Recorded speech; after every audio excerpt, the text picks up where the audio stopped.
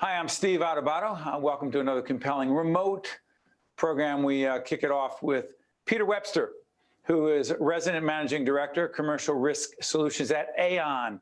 Good to have you with us, Peter. Nice to be here. Tell us what Aon is, by the way. So we are a risk and health consulting company.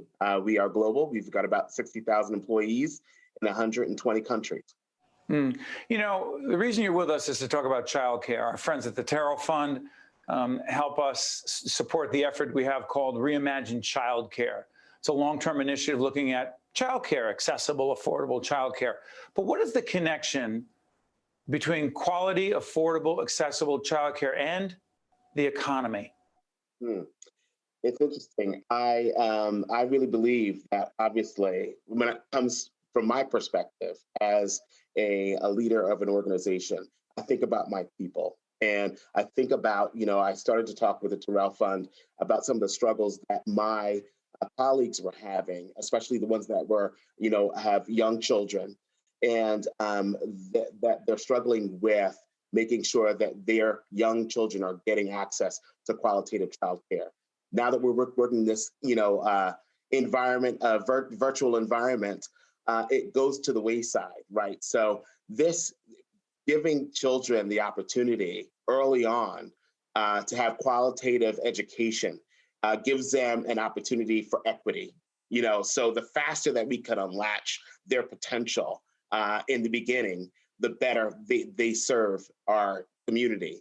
I want to ensure that my colleagues have all that they need to make sure that their children have access to qualitative care as quickly as possible.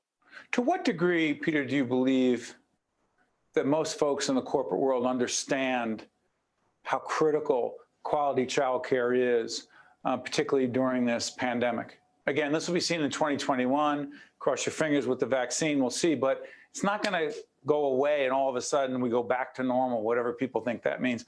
To what degree do you think most corporate leaders understand that you cannot have a successful business without employees who are functioning and productive, and that requires quality, affordable, accessible childcare? One of the things that I love about the world that we're living in now is that people are demanding it, right? So if you want to have access to the best high potential employees, then you're going to have to respond and make sure that your company has the resources to assist them holistically. And so I think as a corporate leader, it's your responsibility to know what's going to serve your employees best so that they can be engaged and serve the firm the best, right? So again, people are looking at holistic benefits packages now, more so than, when I was growing up, it was more about salary, it was more about the title. And now people are looking to see, how is a firm going to support me and my family? And that's not only from early child care education, but also with, serving the elderly. If I've got to serve my parents, this is something that we've got to think about from beginning to end. Yeah, it's so interesting.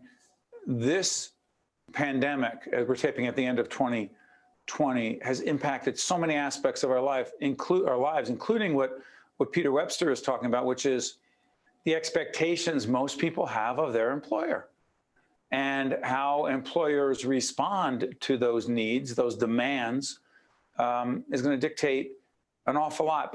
And by the way, the Reimagine Childcare logo has been up throughout this entire program. Check out on steveadubato.org, our website, to find out all the past programs and segments we've done on Reimagine Childcare. There's another, I'm going to shift gears dramatically. My dad, who passed away recently, together with my mom, always big fans of the New Jersey Symphony, all right? And what a great organization. Let's put up the website, if we can, Nicole, for the New Jersey Symphony, a great not-for-profit. You serve on the board, right? Yes, I am a trustee, and I'm the co-chair of the Diversity, Equity, and Inclusion Committee. Why does the New Jersey Symphony matter now more than ever? Well, it's funny, I was introduced to it by a former work colleague and who's now a mentor. He was the co-board chair back at that time. and he introduced me to what the New Jersey Symphony Orchestra. I've obviously, I love classical music, I love the arts, but I didn't understand all that New Jersey Symphony Orchestra offered to the community through its programming. And that's preschool. You know, they actually have music for early childhood, towards early childhood education, which kind of goes along with Reimagined Childcare.